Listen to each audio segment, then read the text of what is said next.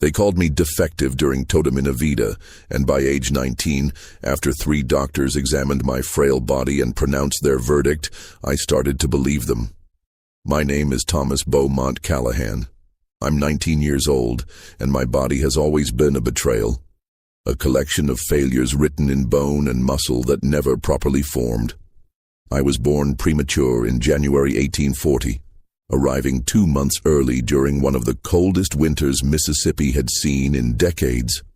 My mother, Sarah Beaumont Callahan, went into labor unexpectedly during a dinner party my father was hosting for visiting judges and planters. The midwife who attended her, an enslaved woman named Mama Ruth, who delivered half the white babies in the county, took one look at me and shook her head. "Judge Callahan," she told my father, "this baby won't make it through the night. He's too small, too weak. His breathing is shallow. Best prepare your wife for the loss." But my mother, delirious with fever and exhaustion, refused to accept that prognosis. "He'll live," she whispered, holding my tiny body against her chest. "I know he will. I can feel his heart beating. It's weak, but it's fighting." She was right. I survived that first night and the next and the next. But surviving isn't the same as thriving. At 1 month, I weighed barely 6 pounds. At 6 months, I still couldn't hold up my own head. At 1 year, when other babies were standing and some were taking their first steps, I could barely sit upright. The doctors my father brought in from Natchez, from Vicksburg, from as far away as New Orleans, all said the same thing. Premature birth had stunted my development in ways that would affect me for life. My mother died when I was 6 years old, victim to the yellow fever epidemic that swept through Mississippi in 1846. I remember her lying in bed, her skin the color of old parchment, her eyes yellowed and distant. She called me to her bedside the day before she died. "Thomas," she whispered, her voice barely audible, "you're going to face challenges your whole life. People will underestimate you, they'll pity you, they'll dismiss you, but you have something more valuable than physical strength. You have your mind, your heart, your soul. Don't let anyone make you feel less than whole." And she died the next morning, and I didn't fully understand her words until years later. My father, Judge William Callahan, was a formidable man in every way I wasn't. 6 feet tall, broad-shouldered, with a voice that could silence a courtroom with a single word. He'd built his fortune from nothing, started as a poor lawyer from Alabama, married into the Beaumont family's modest plantation, and through shrewd investments and strategic land acquisitions, transformed those initial 800 acres into an 8,000-acre cotton empire. Callahan Plantation sat on the high bluffs overlooking the Mississippi River, 15 miles south of Natchez, in what was considered the richest soil in the South. The main house was a Greek Revival mansion my father had built in 1835. 2 stories of white-painted brick with massive Doric columns, wide galleries on both levels, and tall windows that caught the river breeze. Inside, crystal chandeliers hung from 15-foot ceilings. Imported furniture filled rooms large enough to host balls for 100 guests, and Persian rugs covered floors of polished heart pine. Behind the main house stretched the working plantation, the cotton gin, the blacksmith shop, the carpentry workshop, the smokehouse, the laundry, the kitchen building, the overseer's house, and beyond all that, the quarters, rows of small cabins where 300 enslaved people lived in conditions that contrasted sharply with the mansion's luxury. I grew up in this world of extreme wealth built on extreme brutality, though as a child I didn't understand the full implications. I was tutored at home by a succession of teachers my father hired. I was too frail for the rough and tumble of school, too sickly to board at the academies where other planter sons went. Instead, I learned Greek and Latin, mathematics and literature, history and philosophy in the quiet of my father's library. By age 19, I stood 5 feet, 2 inches tall, the height of a boy entering puberty rather than a young man. My frame was slight, weighing perhaps 110 pounds, with bones so delicate that Harrison once commented, I had the skeleton of a bird. My chest caved inward slightly, a condition the doctors called pectus excavatum, the result of ribs that had never properly formed. My hands trembled constantly, a fine tremor that made simple tasks like writing or holding a teacup an exercise in concentration. My eyesight was terrible, requiring thick spectacles that magnified my pale blue eyes to an almost comical size. Without them, the world was a blur. My voice had never fully deepened, remaining in that awkward range between boy and man. My hair was fine and light brown, thinning already despite my youth. My skin was pale, almost translucent, showing every vein beneath the surface. But the worst part, the part that would ultimately define my fate, was my complete lack of masculine development.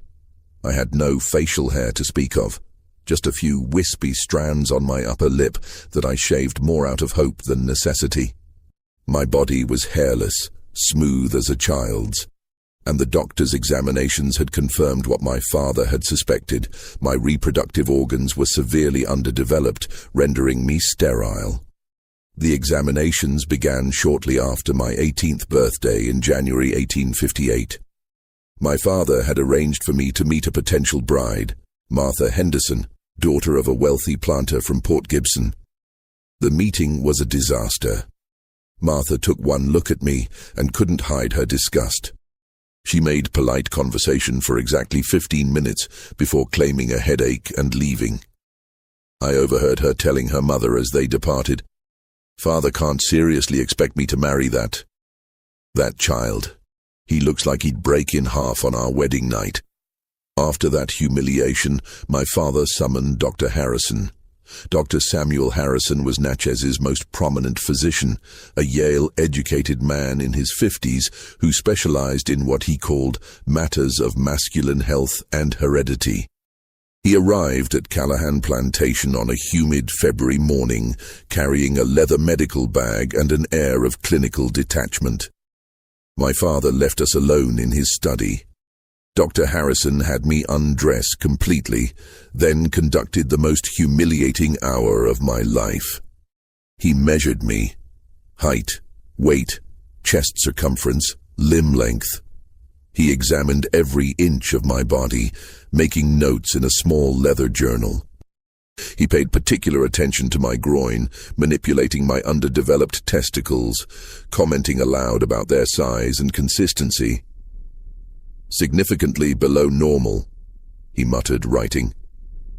"Pre-pubertal in appearance and texture. When he finished, he had me dress and called my father back into the room. "Judge Callahan," Dr. Harrison said, settling into a leather chair, "I'll be direct. Your son's condition is not merely constitutional frailty. He suffers from what we call hypogonadism, a failure of the sexual organs to develop properly.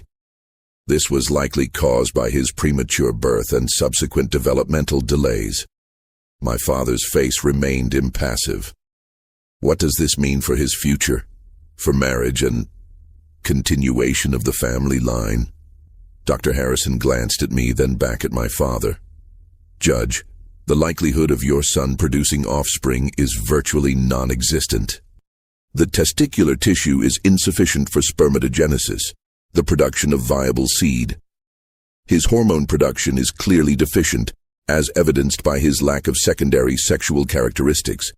Even if he were to marry, consummation might prove difficult, and conception would be, in my professional opinion, impossible." The word hung in the air like a death sentence. Impossible. My father was silent for a long moment. "You're absolutely certain?" "As certain as medical science allows. I've seen perhaps a dozen cases like this in my career. None produce children." "I see. Thank you, Dr. Harrison.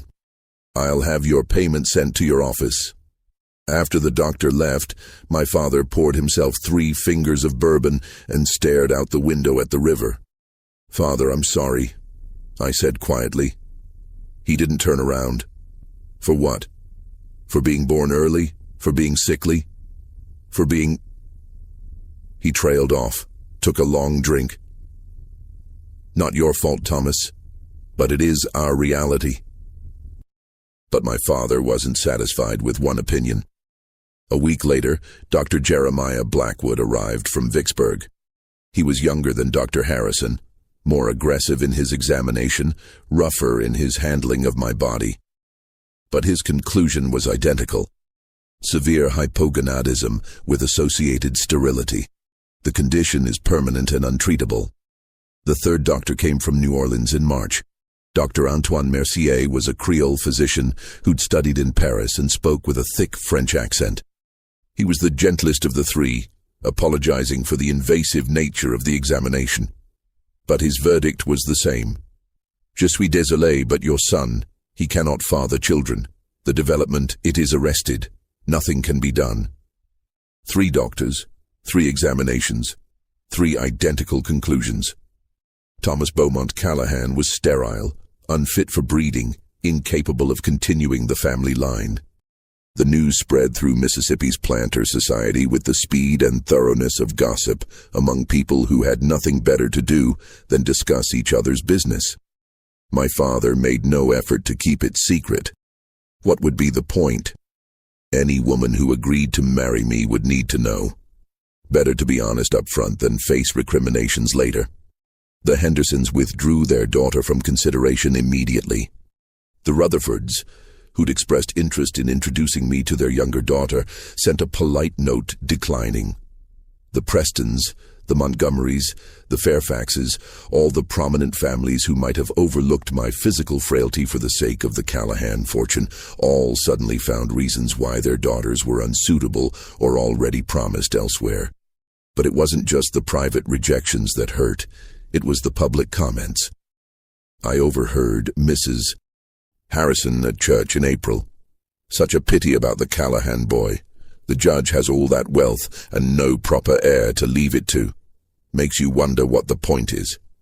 At a dinner party my father hosted in May, one of the guests, drunk on my father's fine whiskey, said loudly enough for me to hear from the hallway, "It's nature's way, isn't it? The weak ones aren't supposed to reproduce. Keeps the stock healthy."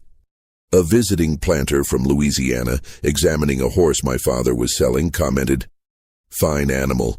Strong lines, good conformation, proven stud. Not like that son of yours, eh? Sometimes breeding just fails."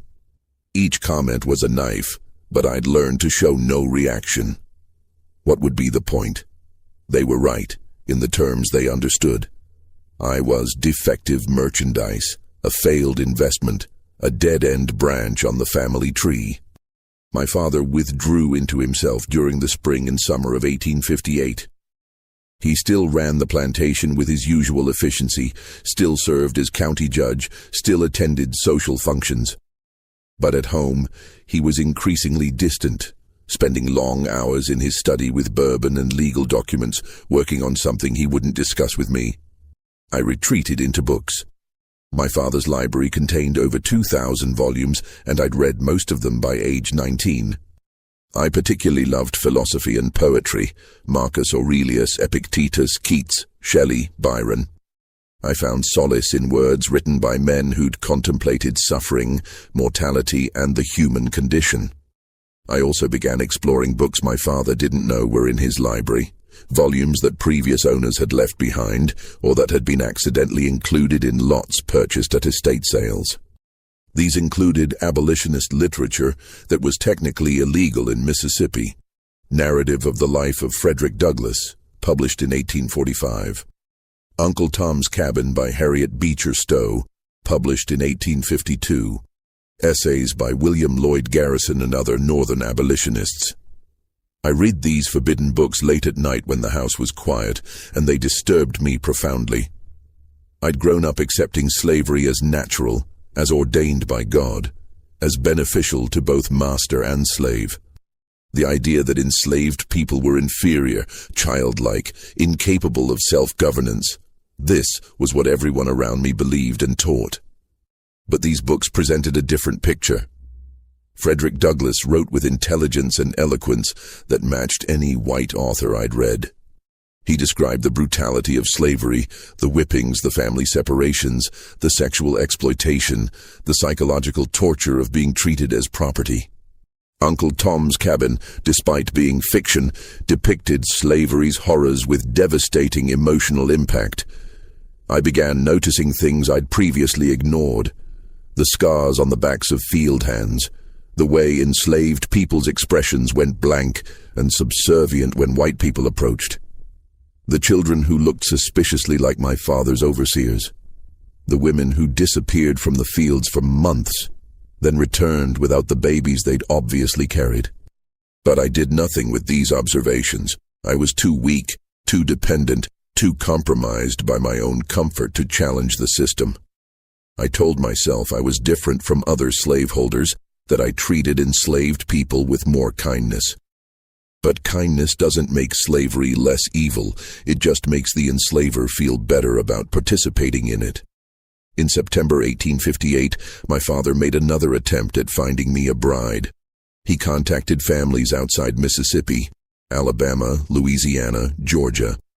He lowered his standards, approaching families of lesser wealth and social standing. He offered increasingly generous dowries, guaranteeing that any woman who married me would live in luxury and want for nothing. The responses were variations on a theme. "Thank you for your generous offer, but Caroline is already promised to another. We appreciate your interest, but we don't feel it would be a suitable match. While your son seems a fine young man, we're looking for a situation with different prospects." That last one was particularly cruel. Different prospects was a polite way of saying a husband who can give us grandchildren. By December 1858, my father had stopped trying. We ate dinner together in silence most nights, the clink of silver on china the only sound in the massive dining room. Sometimes he'd look at me with an expression I couldn't quite read. Disappointment, certainly, but also something like desperation. The explosion came in March 1859. It was late evening and my father had been drinking more than usual. I was in the library, reading Meditations by Marcus Aurelius when he burst in. "Thomas, we need to talk." I set down the book. "Yes, Father." He sat down heavily, bourbon sloshing in his glass. "I'm 58 years old. I could die tomorrow or live another 20 years, but either way, I'll die eventually. And when I do, what happens to all this?"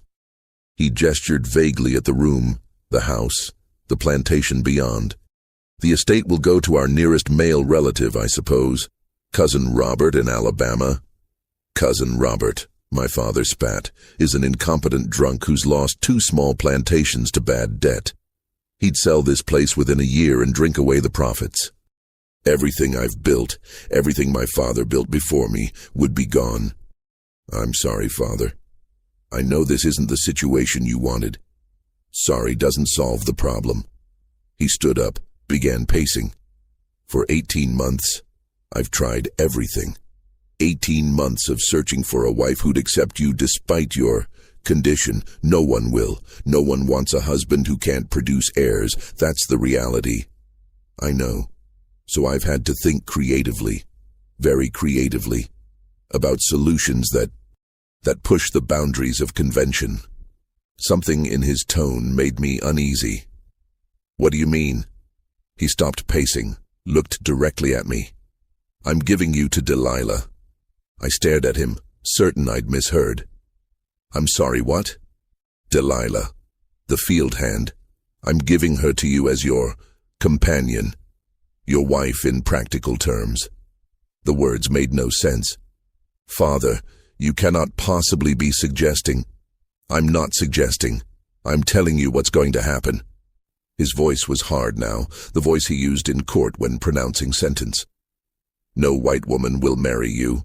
That's established fact. But the Callahan line needs to continue. The plantation needs heirs, even if those heirs are unconventional." The full horror of what he was proposing hit me. "You want me to— with a slave woman?" "Father, that's even if I could, which the doctors say I can't. That's not how inheritance works. A child from a slave woman wouldn't be your heir. They'd be property. Unless I free them, unless I legally adopt them, unless I structure my will very carefully, which, as a judge and lawyer, I'm uniquely qualified to do. This is insane. This is necessary. He sat down again, leaning forward. Thomas, listen to me. I've thought this through from every angle. You can't produce children. The doctors were unanimous about that. But children can be produced on your behalf. Delilah is strong, healthy, intelligent. I'll arrange for her to be bred with a suitable male from another plantation, strong stock, proven fertility, good physical specimens.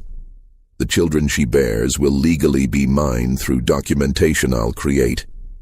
When I die, I'll will them to you, along with papers freeing them and establishing them as your adopted heirs. They'll inherit everything.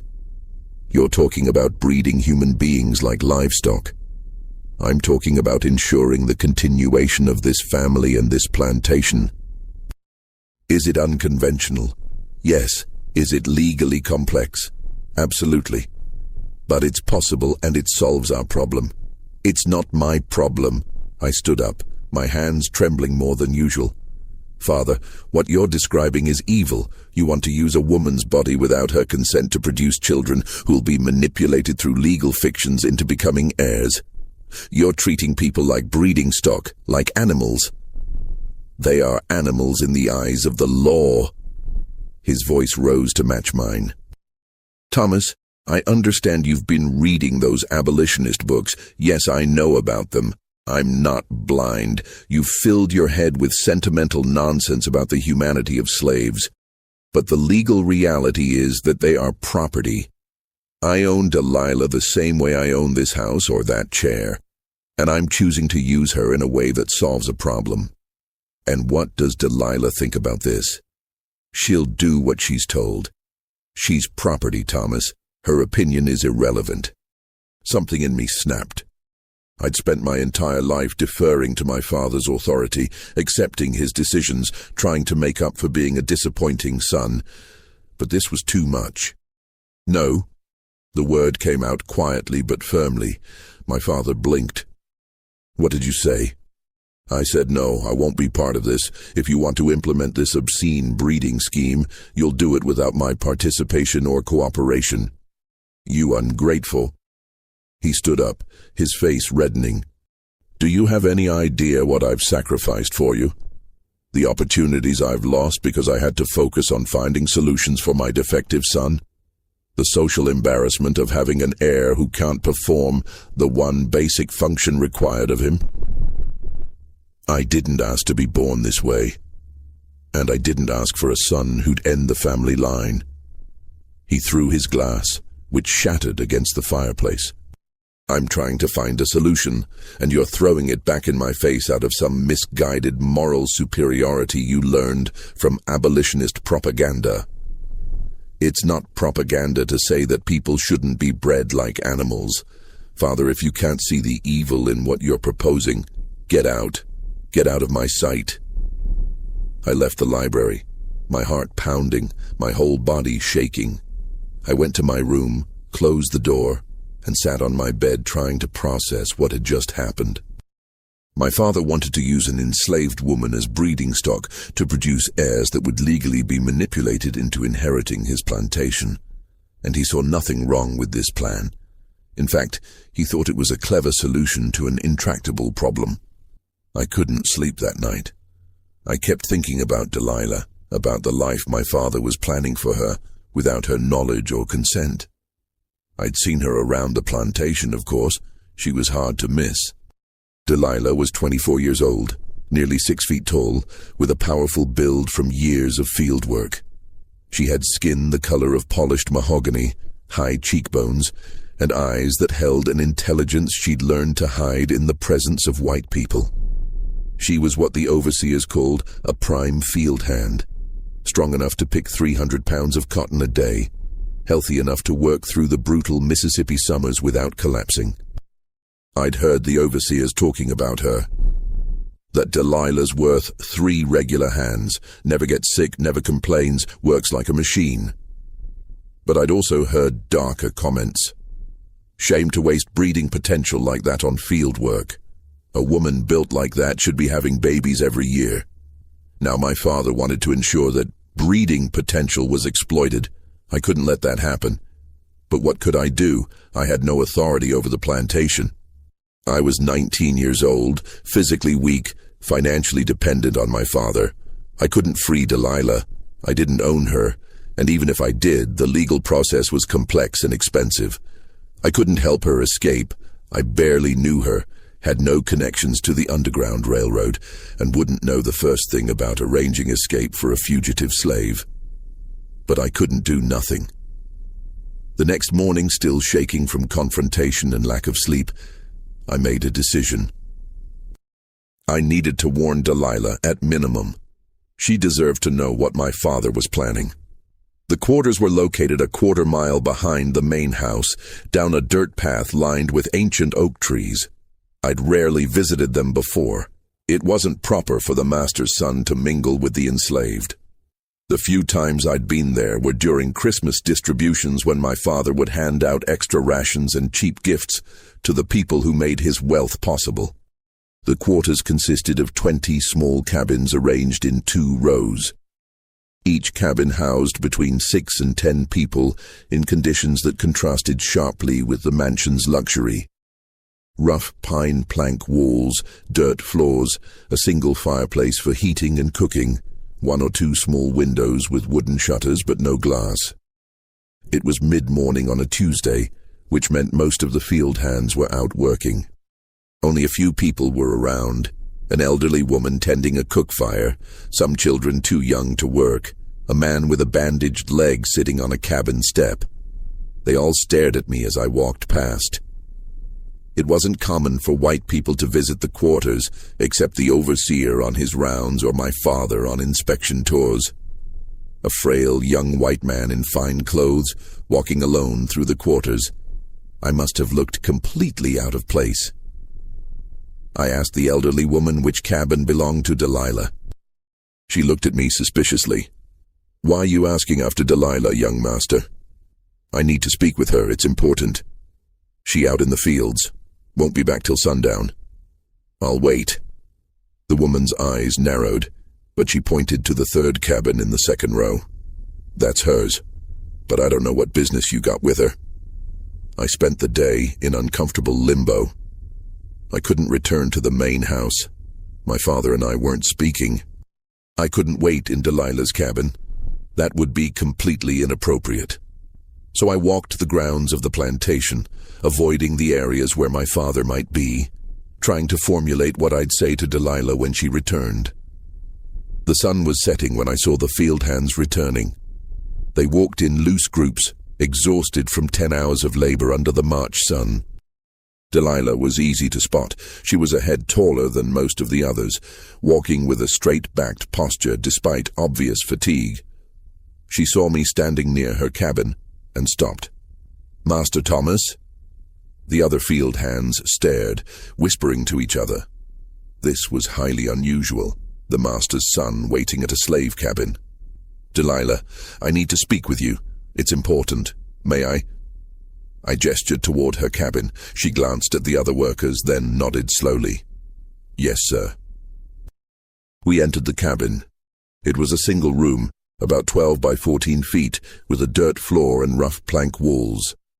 A fireplace occupied one wall, cold now in the mild evening. 3 rough wooden pallets served as beds. Delilah shared the cabin with 2 other women who worked in the laundry. There was a crude table, 2 stools, a few cooking pots, and some clothing hanging from pegs on the wall. This was where 3 human beings lived. The contrast between this and my bedroom in the mansion, with its 4-poster bed, imported furniture, soft carpets, and walls lined with bookshelves, was staggering. Delilah stood uncertainly in the middle of the room. "Is something wrong, Master Thomas?" Where to begin? How do you tell someone that your father is planning to use her as breeding stock? "Delilah, I need to tell you something my father is planning. Something that involves you."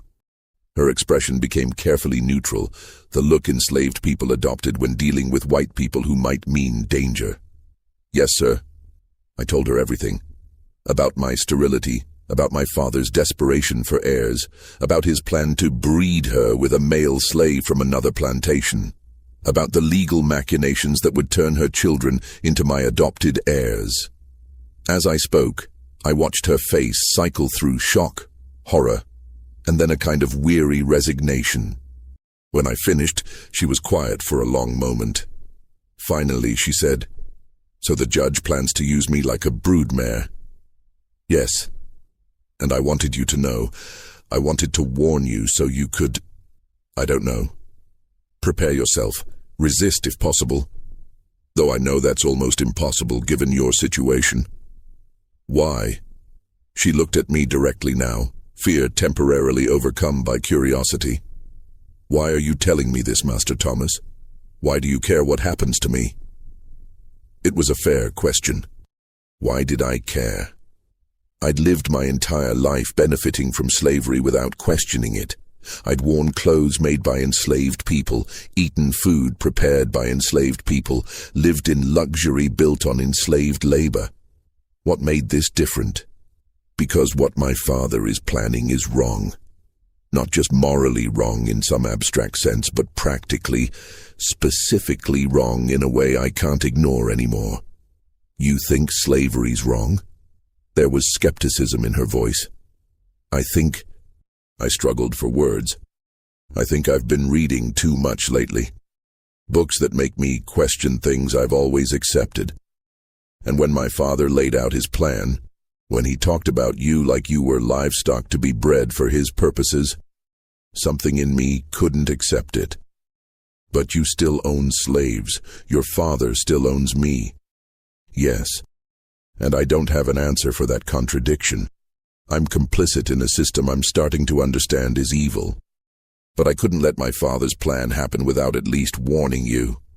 Delilah sat down on one of the stools, suddenly looking exhausted. "Master Thomas, I appreciate the warning, truly. But what am I supposed to do with this information? I can't refuse.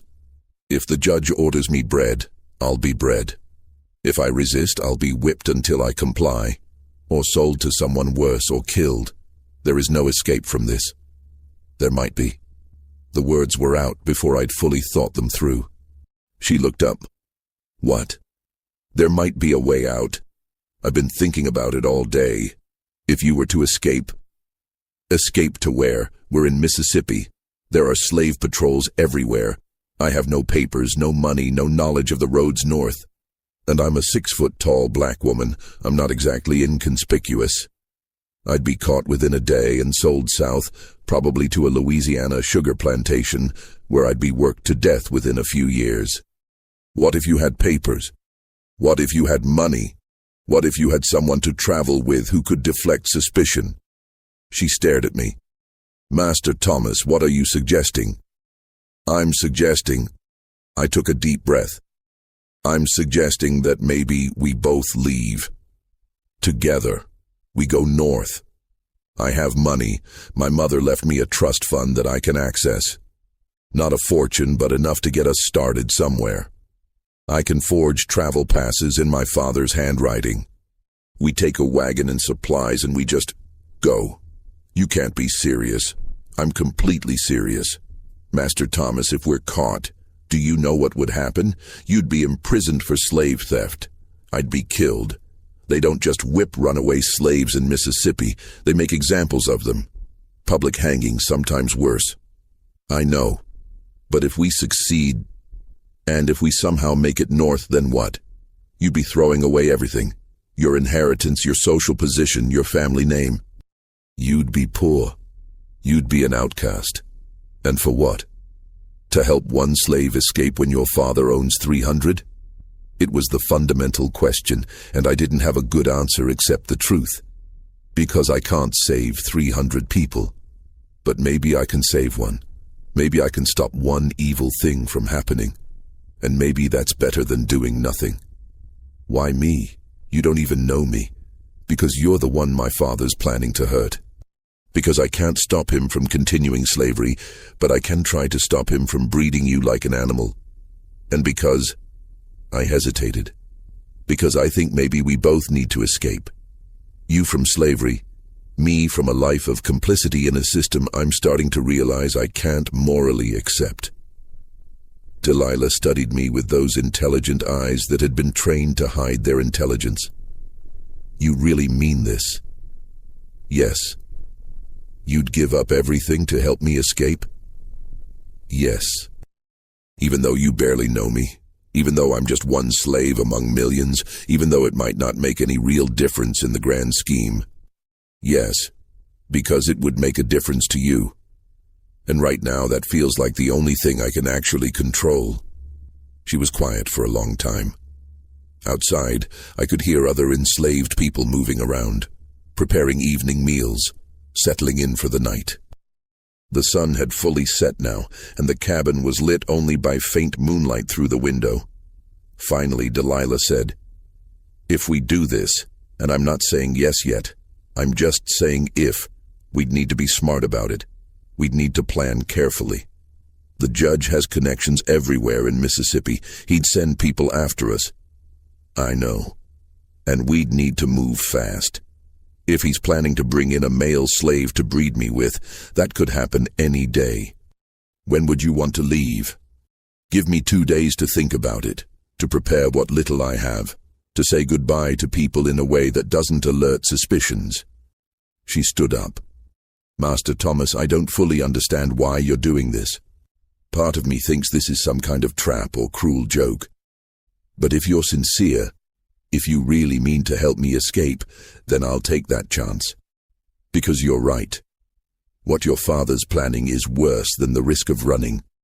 I'm sincere. I swear it. Then we leave in 2 days. Thursday night after everyone's asleep. Meet me at the stable at midnight. Bring money, supplies, and those forged travel passes. I'll bring what little I have." I nodded. Thursday night. Midnight. She walked to the cabin door, opened it, then turned back.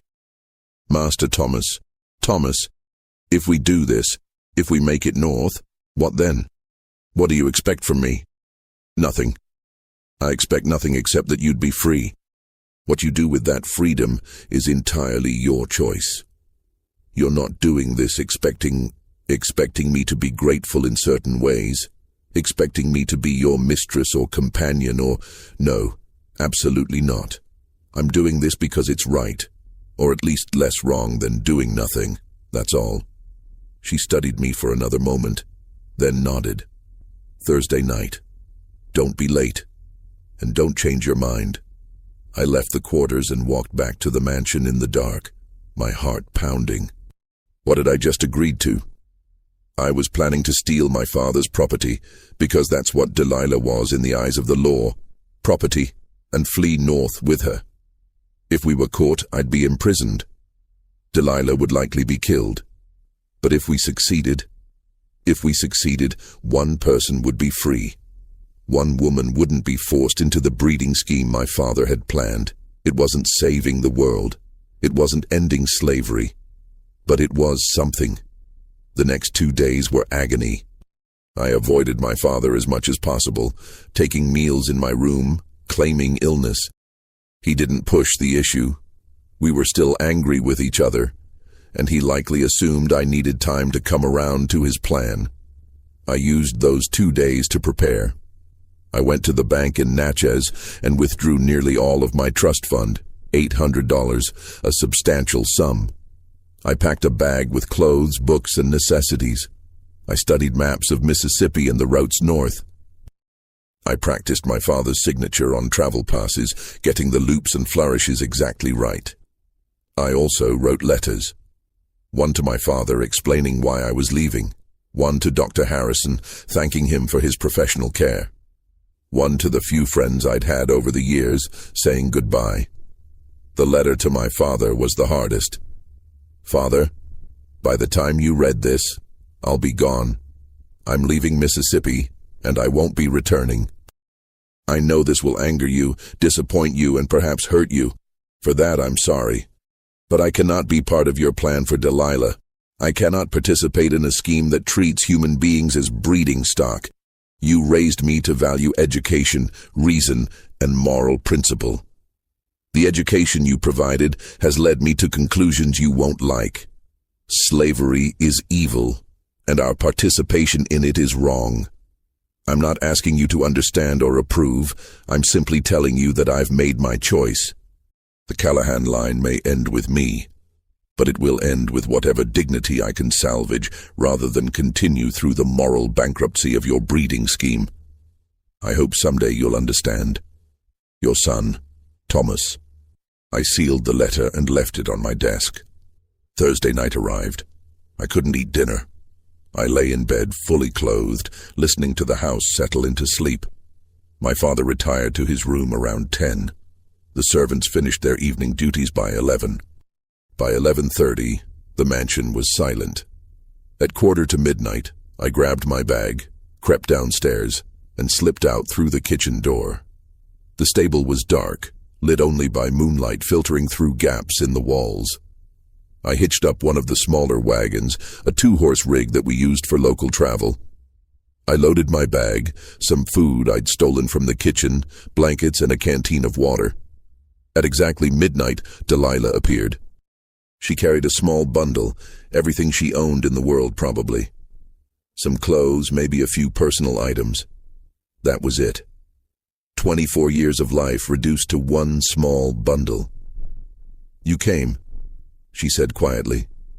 "Did you think I wouldn't?" I wasn't sure. Part of me thought this was all a dream or a trick. "It's neither. Are you ready?" She looked back at the quarters visible in the distance. "As ready as I'll ever be." We climbed into the wagon. I took the reins. I'd driven wagons before, though not often. Delilah sat beside me, her bundle in her lap. "Where are we going?" she asked as we started moving. "Northeast to start. We'll avoid Natchez. Too many people who know me. We'll head toward Vicksburg, then into Tennessee. From there, we'll work our way to Ohio. Cincinnati has a large free black community. We can disappear there. That's at least 400 miles. Closer to 500, it'll take us 2 weeks, maybe more. We'll travel mostly at night, rest during the day in wooded areas off the main roads. You've thought this through." I had 2 days. I did my best. We rode in silence for a while. The plantation fell away behind us, and soon we were on the main road heading northeast. The night was clear, the moon bright enough to see by. Every sound made my heart race. Was that a patrol? Was that someone following us? But it was just wind, animals, the normal sounds of a Mississippi night. After an hour, Delilah spoke again. "Thomas, can I call you Thomas?" "Of course. We're not master and slave anymore. We're just 2 people trying to get north." "Thomas, I need to ask you something honestly. Why are you really doing this?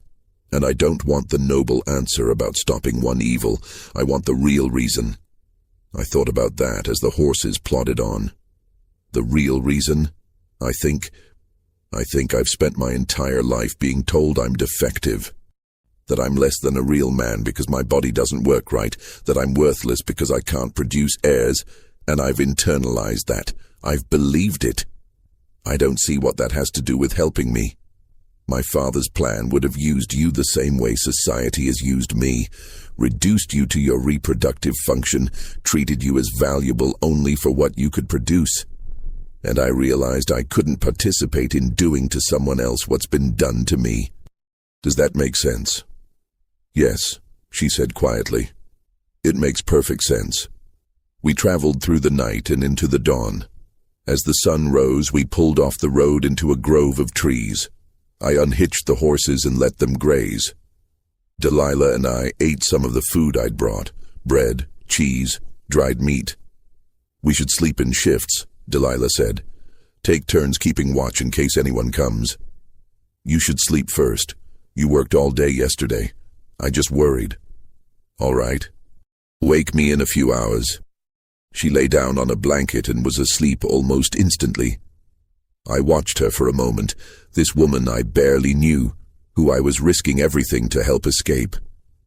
She looked younger in sleep, less guarded.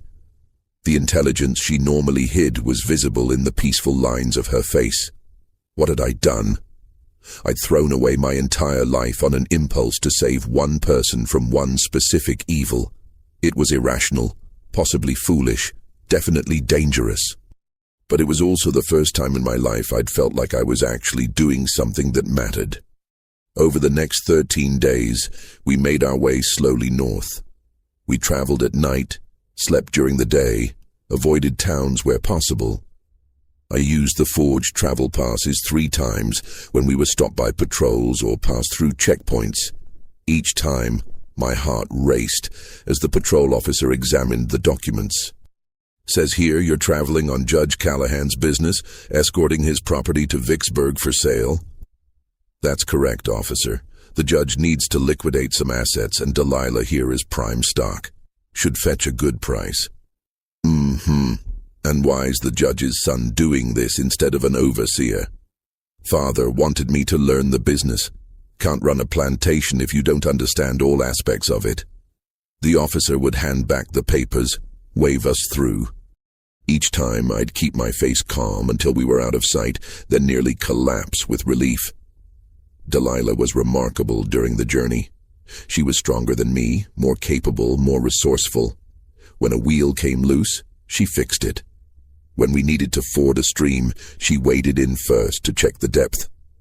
When we ran low on food, she knew which plants were edible and how to set snares for rabbits. Where did you learn all this? I asked one night as we ate rabbit she'd caught and cooked. You learn things when you're enslaved. You pay attention to everything because knowledge might be the difference between surviving and dying. I watched the men fix wagons. I learned plants from women who gathered herbs. I learned to hunt from my father before he was sold away when I was 10. I'm sorry about your father. Don't be sorry. Just keep moving north. We talked during those long nights of travel.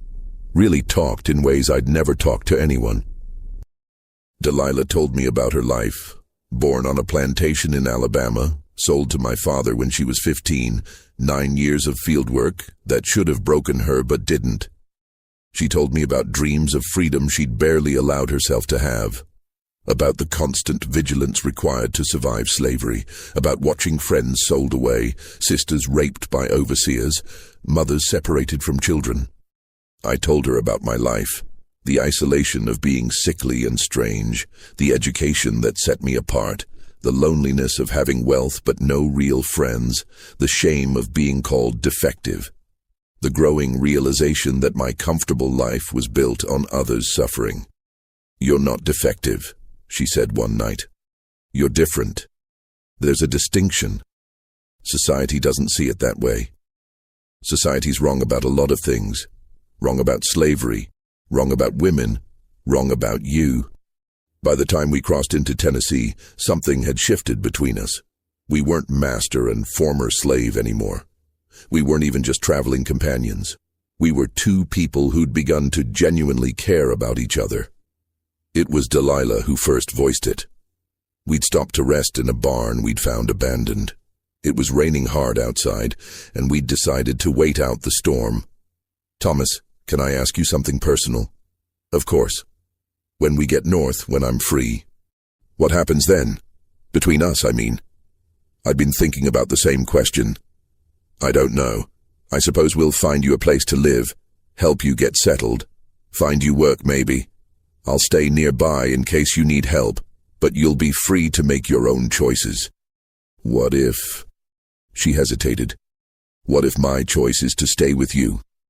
My heart skipped. Delilah, you don't owe me anything. I didn't help you escape expecting.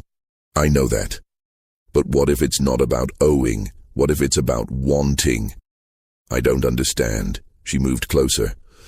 Thomas, over these past 2 weeks, I've gotten to know you, really know you, not as Master Thomas, not as the judge's defective son, but as Thomas the person. And that person is kind and intelligent and brave in ways he doesn't even recognize. I'm not brave. I'm weak and sickly, and you gave up everything to help me. You risked imprisonment and death. You're traveling through hostile territory to bring me to freedom. That's not weakness. That's courage. Delilah, even if you feel this way now, you might feel differently when you have real freedom. When you can make choices without desperation or gratitude clouding your judgment. Then let me make this choice now, clearly and freely as I can. She took my hand. When we get north, I want to stay with you. Not as your property, not as your servant, not out of obligation, but as your partner, your companion, maybe even... She hesitated. Maybe even more than that if you'd want it. You can't want that. I'm sterile. I can't give you children. I can barely give you physical affection. My body is so weak and underdeveloped that I don't even know if I could. Thomas, stop. I don't care about children. I don't care about your body. I care about you. The person who reads philosophy and treats me like an equal, who listens when I talk, who sees me as human. That's what I want. People will judge us. A white man and a black woman together. It's illegal in most places. Even in the North, we'll face prejudice. I've faced prejudice my whole life. At least this way I'd face it with someone I choose to be with rather than someone who owns me. I looked at her, this strong, intelligent, beautiful woman who somehow, impossibly, seemed to want to be with me. Are you sure? I'm sure. We kissed there in that abandoned barn, rain drumming on the roof. Two people from completely different worlds finding something neither had expected to find. We reached Cincinnati in early June, having traveled for nearly 2 months. The city was bustling, crowded, full of free black people and abolitionists and escaped slaves building new lives. I used some of my remaining money to rent a small house in a neighborhood where interracial couples, while uncommon, weren't unheard of. We presented ourselves as husband and wife, Thomas and Delilah Freeman. Freeman because Delilah had no last name as a slave, and she chose that one for its obvious symbolism. The first few months were hard. Money was tight. I found work as a clerk in a law office. My education and neat handwriting were valuable skills. Delilah found work as a seamstress, and her strong hands that had picked cotton now created beautiful clothes. People stared at us. Some assumed Delilah was my property. Others assumed she was my mistress. A few understood we were actually married, and their reactions ranged from disapproval to acceptance. But we built a life, a real life, based on choice rather than ownership. In November 1859, we married legally, or as legally as possible for an interracial couple. A Quaker minister who didn't care about racial boundaries performed the ceremony in a small church. It wasn't recognized by most authorities, but it felt real to us. I take you, Delilah Freeman, to be my wife, I said, my voice trembling. I take you, Thomas Callahan Freeman, to be my husband, she responded, adding my name to hers. We were truly married now, two people who'd escaped impossible situations and found love in the ruins. The war came in 1861. Neither of us could fight. I was too weak, and women didn't serve. But we contributed in other ways. Our home became a stop on the Underground Railroad.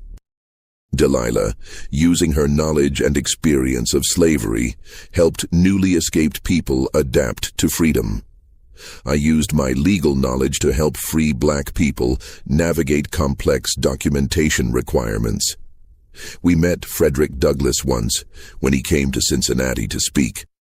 After his lecture, we approached him, and Delilah told him our story. He listened intently, then smiled. You've both taken your freedom in different ways. Mrs. Freeman, you've taken it from a system that tried to own you. Mr. Freeman, you've taken it from a system that tried to define you by your physical limitations. Both of you have proven that freedom is about choice, not circumstance. It was one of the proudest moments of my life. We never had biological children. My sterility was real and permanent. But in 1865, after the war ended, we adopted 3 children. Formerly enslaved children whose parents had died or disappeared during the chaos. We named them carefully: Sarah, after my mother; Frederick, after Douglass; and Liberty, because that's what they represented. We raised them in freedom, taught them to read and write, sent them to schools that accepted black children.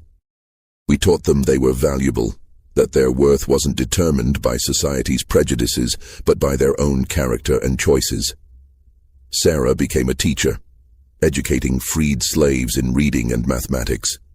Frederick became a doctor, serving Cincinnati's black community. Liberty became a lawyer who fought for civil rights, using the law to tear down the same structures that had once enslaved her mother. I lived longer than anyone expected. The doctors who'd examined me at 19 and pronounced me unfit for breeding had predicted I wouldn't live past 30. But I made it to 42, 23 years with Delilah. 23 years of a life I'd built through choice rather than circumstance. I died in 1882 of pneumonia, the same illness that had killed my mother. Delilah held my hand as I slipped away. "Did I do right?" I whispered, barely audible. "Leaving everything, bringing you north. Was it worth it?" Tears streamed down her face. "Thomas, you gave me freedom. You gave me dignity. You gave me love. You gave me a life where I'm a person, not property. You gave me children who'll grow up free. Yes, it was worth everything." "I love you, Delilah Freeman." "I love you, Thomas Freeman." Those were my last words. Delilah lived another 18 years, dying in 1900 at age 65.